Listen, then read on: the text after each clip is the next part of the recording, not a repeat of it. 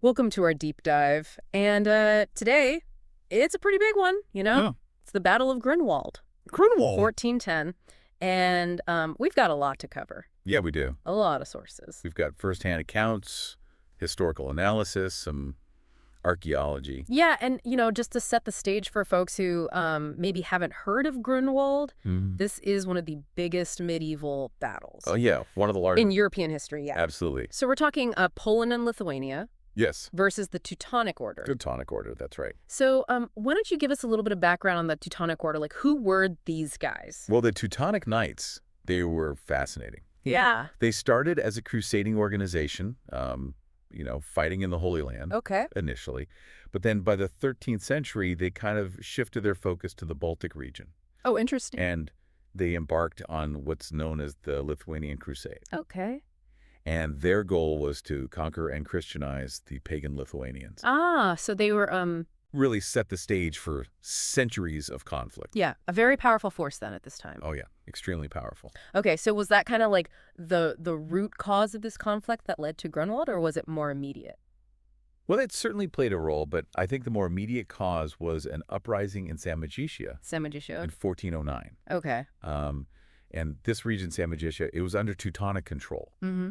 But it was really important to Lithuania because it was their gateway to the Baltic Sea. Ah, I see. So it was strategically vital. Yeah, makes sense. And so when Lithuania backed these Samogitian rebels, Yeah. the Teutonic Order threatened to invade. Okay. And then Poland, who was recently allied with Lithuania, stepped in to defend their new partner. Gotcha. So that Polish-Lithuanian alliance Yes. really changed the game. Huge game changer. It must have been, I don't know, alarming for the Teutonic Order to suddenly have It was this, this big, powerful neighbor. a new force to contend with. Right, exactly. The 1385 Union of Kriva, sealed by the marriage of Jogaila Yeah, Jogaila and Queen Jadwiga. of Poland. It created this combined force that really threatened their dominance. Yeah.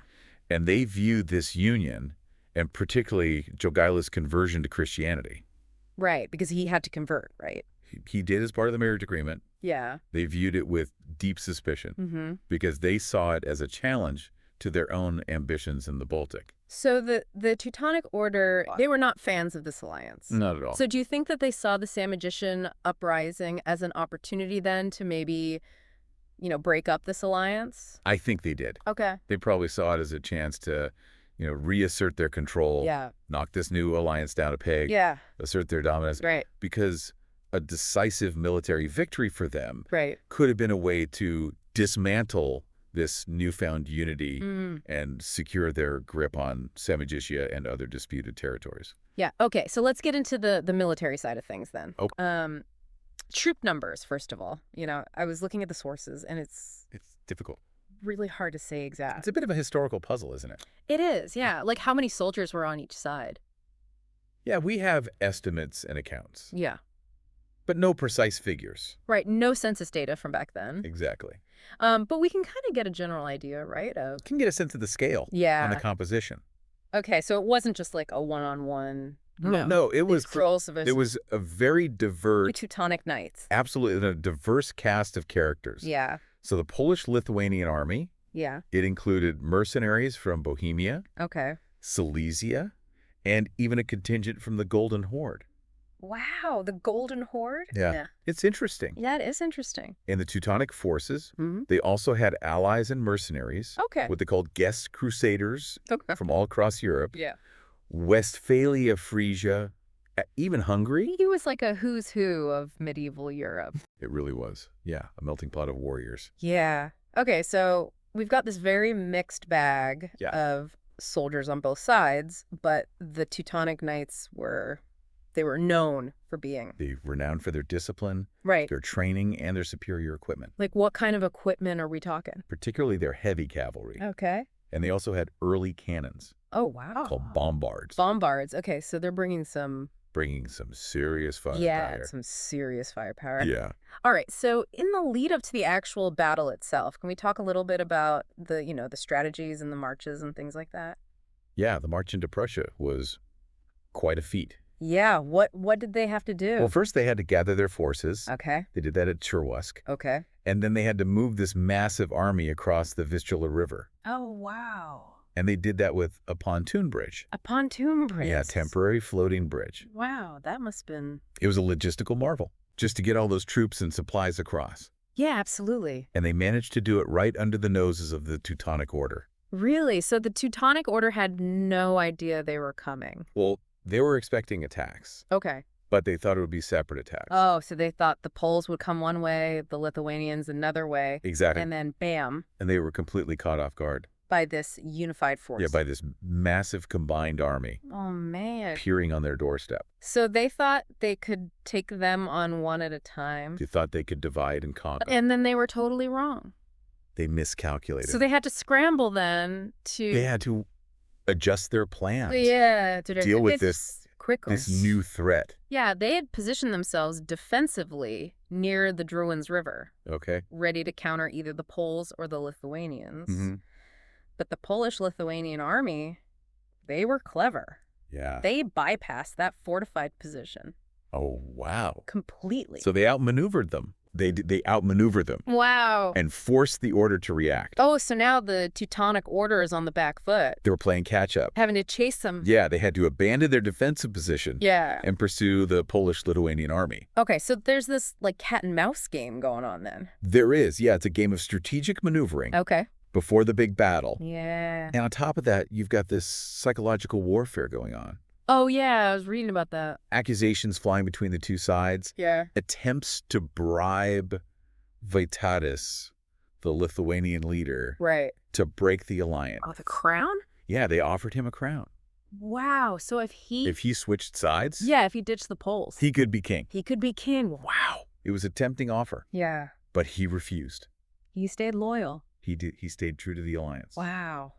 That's some serious temptation to resist. It shows the strength of their partnership. Yeah. Their commitment to defeating the order. Yeah. All right, so after weeks of marching then and maneuvering. Weeks of tension. Yeah, lots of tension. Lots of uncertainty. Yeah, the two armies, they finally meet. They finally clash. Yeah, on a hot July morning. A sweltering July morning. Yeah. Near the village of Grunwald. July 15th, 1410. The stage is set. The stage is set for this epic confrontation. Yeah, and even before the fighting starts, there's this really weird incident with the two swords. The Grunwald swords. Yeah. Yeah, the Grand Master Ulrich von Jungingen. Okay. He sent these two swords as a gift. As a gift. To the Polish-Lithuanian leaders. What? It's a very strange gesture. Yeah, I mean, it's either like... Some historians think it was a provocation. Yeah, like an insult. An insult to try to get under their skin. Yeah. Others think it was pure arrogance. Like they needed help to fight. Like, come on, you guys need these to even stand a chance. Yeah. It was definitely a bold move. Yeah, and the Polish-Lithuanian side, they didn't take it lying down. No, they didn't. They turned it into like a... They turned it into a rallying cry. Yeah, a symbol of defiance. Yeah, a symbol of, we're not intimidated by you.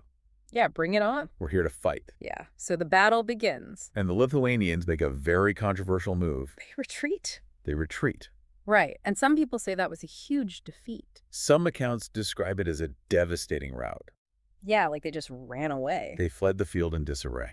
But is that what really happened? What modern historians, they have a different interpretation. Okay. They suggest that the retreat was deliberate. Oh, a tactic. A tactic. Okay. Possibly inspired by the Golden Horde's fighting style. Oh, interesting. To draw the Teutonic forces out. Ah. And create an opening. I see. So instead of a panicked rout, right, it was a calculated risk. Wow. Okay, so what evidence is there to support that? Well, there's a letter. A letter? That was discovered in the 1960s. Wow. And it was written by a Teutonic official. Okay. Just a few years after the battle. Mm-hmm. And he specifically warns the new Grand Master. Right. About the dangers of feigned retreats. Oh, wow. And he cites the Lithuanian success with this tactic at Grunwald. So he's like, watch out for this. He's like, don't fall for this trick. They're going to tend to run away. They're going to lure you in. And then? And then bam. Yeah. They're going to hit you. Okay, so that discovery must have really changed how people thought about the battle. It really challenged the traditional view of the Lithuanian retreat. Yeah. And it shows how important it is to keep questioning. Yeah. To re-examine the sources. Look at things from different angles. Absolutely. Yeah, because maybe what we thought happened might not be the whole story. wasn't the whole story. Yeah. So Grunwald, it's like this historical mystery that's still unfolding. It is. Yeah. Even after all these centuries. It's still giving us new clues. New insights. Yeah. And it's forcing us to rethink what we know about the past. That's what I love about history. Me too. You never know what you're going to find. There's always something new to discover. Absolutely. All right, so we're going to take a quick break. Sure. And when we come back, we'll dive deeper into the battle itself and its aftermath. So stay with us. Okay, so we left off with the Lithuanians making that controversial retreat. Yeah, that feigned retreat. The feigned retreat, right? So what's happening with the Polish forces at this point? Well, with the Lithuanians seemingly out of the picture, at least for the time being, Yeah.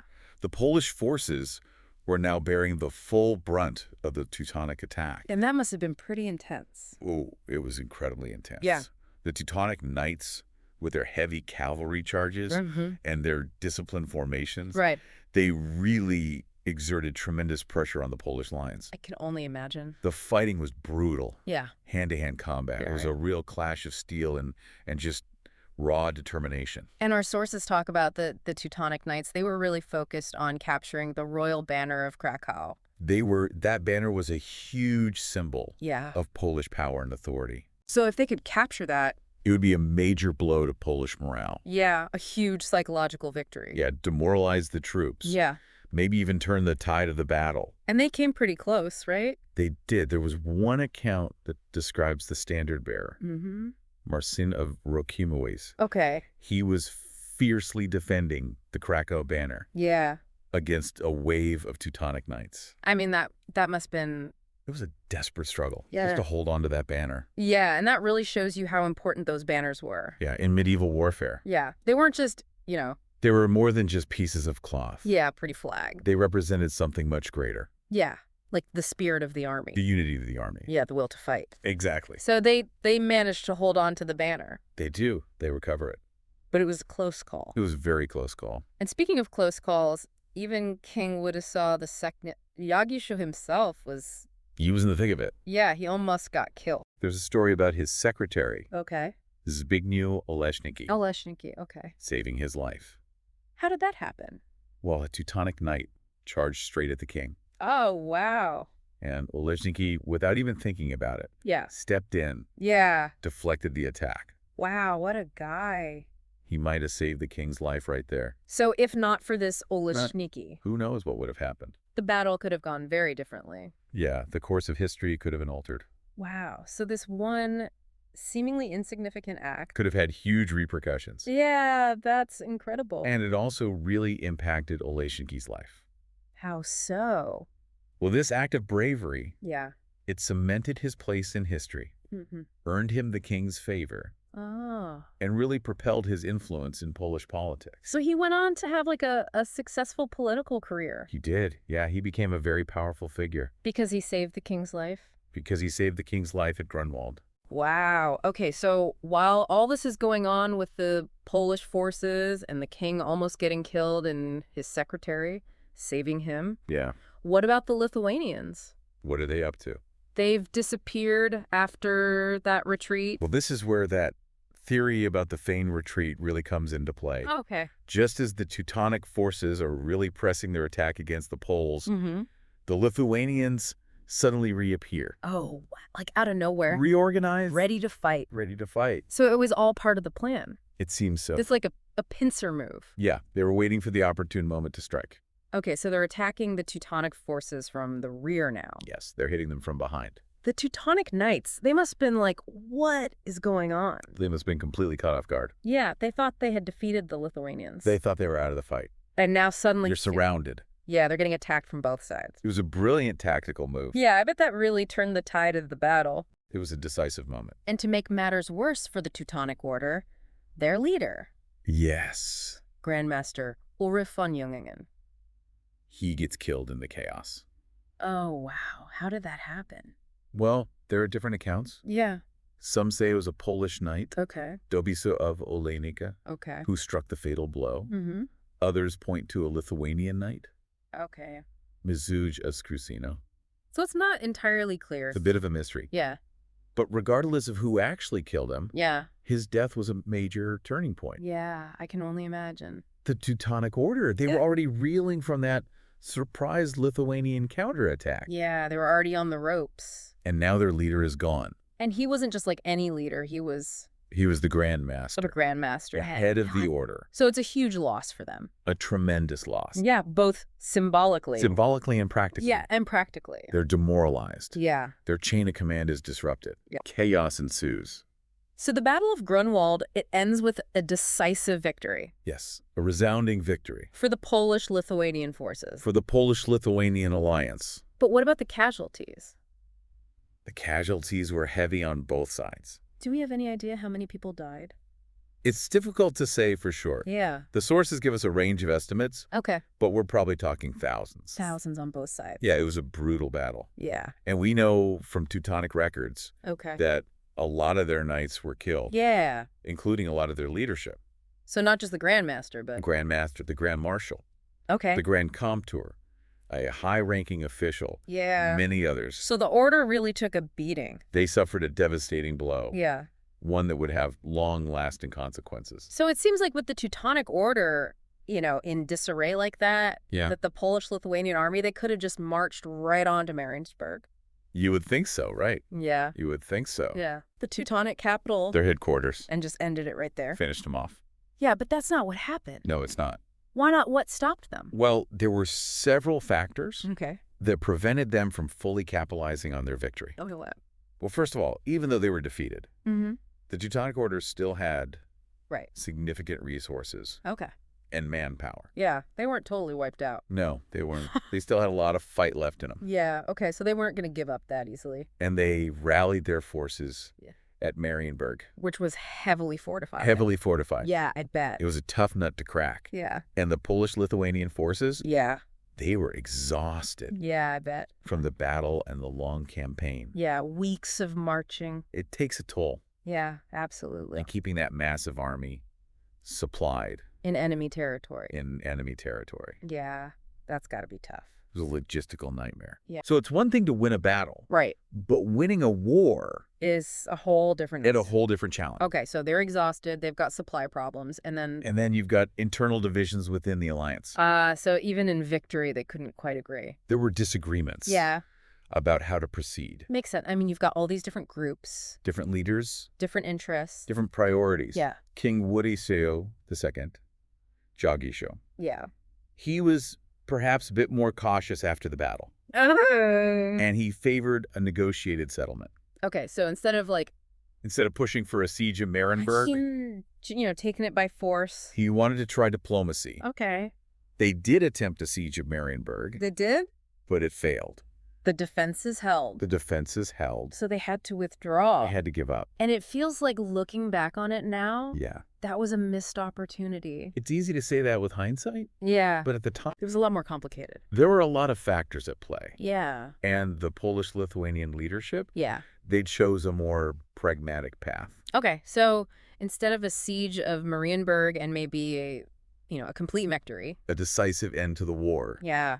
They end up with a negotiated peace treaty. The Treaty of Thorn. The Treaty of Thorn. Signed in 1411. 1411. Okay. And what did that treaty do? Well, it formally ended the war. Okay. And the Teutonic Order. Yeah. They had to make some concessions. Like what? They ceded Dobrin land to Poland. Okay. And they relinquished their claims to Samojisza. Which was what started the whole thing. Which was the flashpoint. Yeah. But there was a catch. Okay. That relinquishment of Samojisza. Yeah. It was only for the lifetimes of the current Polish and Lithuanian rulers. Oh, so it wasn't a permanent solution. It was a temporary truce. Okay. So while it was a blow to the Teutonic Order, Yeah. it wasn't the crushing defeat That they might have hoped for. after Grunwald. Yeah. And it didn't bring lasting peace to the region. No, because the underlying tensions were still there. The rivalry. The rivalry. The competition for power. Yeah. All those things were still simmering beneath the surface. So future conflict was probably inevitable. It was pretty much guaranteed. But Grunwald, it did change things, right? It fundamentally shifted the balance of power. How so? Well, the Teutonic Order, Mm-hmm. even though they survived Yeah. as a political entity, They never fully recovered. they never fully recovered from their losses at Grunwald. Yeah. Their military strength Yeah. was significantly diminished. Mm-hmm. And the war left them with a lot of internal divisions. Oh, so it caused problems within the order itself. Yes. Okay. And a heavy financial burden. Oh, yeah. Wars are expensive. Very expensive. So they're weakened. We're weakened. They're broke. They're in debt. And they're divided. Not a good situation. Not a good situation at all. No. So Grunwald, maybe it didn't deliver like a knockout blow, but it definitely started their decline. It set them on a downward trajectory. Yeah. From which they would never fully recover. And that paved the way then for the Polish-Lithuanian state Yeah. to really assert itself Yeah. as the dominant force in Eastern Europe. Okay, so Grunwald, it's not just a battle. It's a turning point. It's a turning A point pivotal moment in history. that shapes the future of the entire region. The ripples from that battle. Yeah. They were felt for centuries. And we're back for the final part of our Grunwald deep dive. And you know what really strikes me is how this one battle Yeah. fought, over 600 years ago, it still has this like powerful hold on our imaginations. It does. It's incredible. Yeah. It's become such a potent symbol Yeah. for different nations and ideologies. Yeah, it's like Grunwald, it's more than just a battle. It is. It's like this, this touchstone for,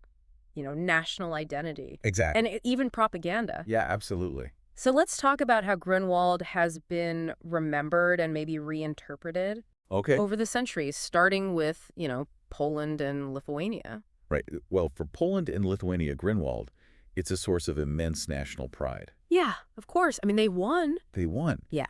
And it's a moment when they came together Yeah, against a common enemy. against a powerful foe. Yeah. So it's this victory that's etched in their national consciousness.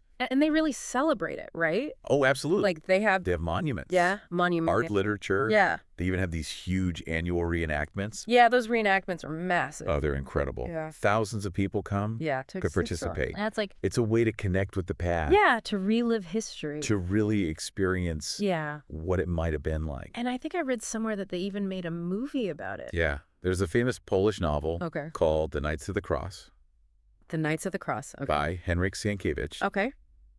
And it was adapted into a film. Oh, wow. Okay. And it really brought the battle to life for a lot of people, yeah. especially in Poland. So it kind of shaped how people saw the battle. It did. It romanticized the events a little bit. Okay. Portraying the Polish and Lithuanian knights Yeah. as these heroic defenders of their faith and homeland, Okay. fighting against this brutal aggression of the Teutonic Order. Yeah. So it really helped to solidify Grunwald's place Mm-hmm. as this potent symbol of Polish national pride Right. and resistance against foreign domination. And it wasn't just Poland and Lithuania that remembered Grunwald. No, Germany also used the battle, but in a very different way. right. Especially in the 20th century. Okay. After World War I, Okay. Germany was looking for ways to rebuild their national pride Mm-hmm. After a defeat. after humiliating defeat. Yeah. And they needed to fuel their territorial ambitions. Right. Right. And they kind of latched onto the Teutonic Knights Oh, wow. as these symbols of German strength and expansionism. So they kind of like flipped the script. They did. They made the bad guys into the good guys. They recast them as heroes. Wow. And they even went so far as to rename a World War I battle Really? that took place near the site of Grunwald Oh, wow. as the Battle of Tannenberg Battle of Tannenberg. to make it seem like a historical revenge. Oh, wow. So they're deliberately invoking Grunwald Yeah. to stir up nationalist sentiment. To justify their own aggression. Wow. That's a pretty powerful example of how... Of how history can be manipulated Yeah. and distorted Mm-hmm. to serve political agendas. Yeah, it's like they took this, this event from the past. And twisted it to fit their own narrative. Yeah, to fit their own needs. Yeah. And then there's Russia. Russia also tried to get in on the Grunwald action. They did. Yeah. They tried to claim a part of that legacy. They portrayed it as a Slavic victory Okay.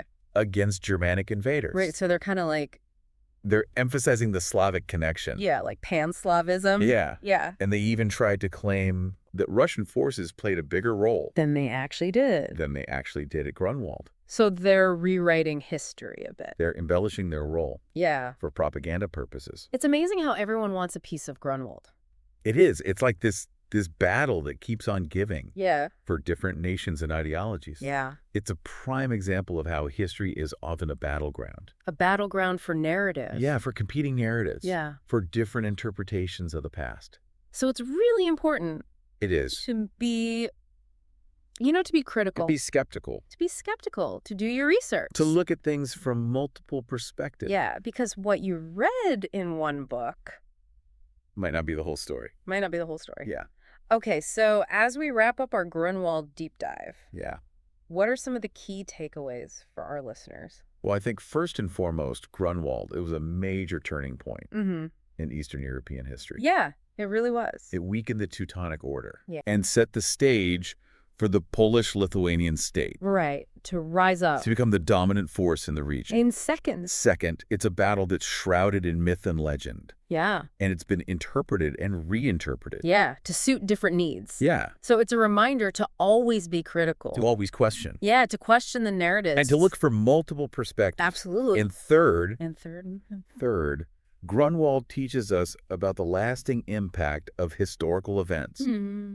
A battle fought over 600 years ago. Yeah, It still shapes how we think about the world today. it still matters. It still matters. Yeah. It shapes national identities. Yeah. It sparks debate. Mm-hmm. And it serves as this cautionary tale A cautionary tale about the dangers of historical of revisionism rewriting history. to suit your own agenda. So the past, it's not really past. It's always with us. It's always with us. It shapes our present. It shapes our understanding of the world. And it reminds us that, Yeah. human nature. It doesn't really change that much. Yeah, ambition, conflict, resilience. It's all there. It's all there in Grunwald. Grunwald is a It's microcosm, a microcosm of the human experience. and it has a lot to teach us. Absolutely. Yeah. Well, that was a fascinating deep dive Yeah, it was. into the Battle of Grunwald. Thank you for joining us. Yeah, thanks for listening, everybody. And we encourage you to, Yeah. go out there and learn more about this. Do your own research. Yeah, explore the different perspective. Read different books. Yeah. Watch different documentaries. Yeah, and come to your own conclusions. Form your own opinions. Until next time. See you then.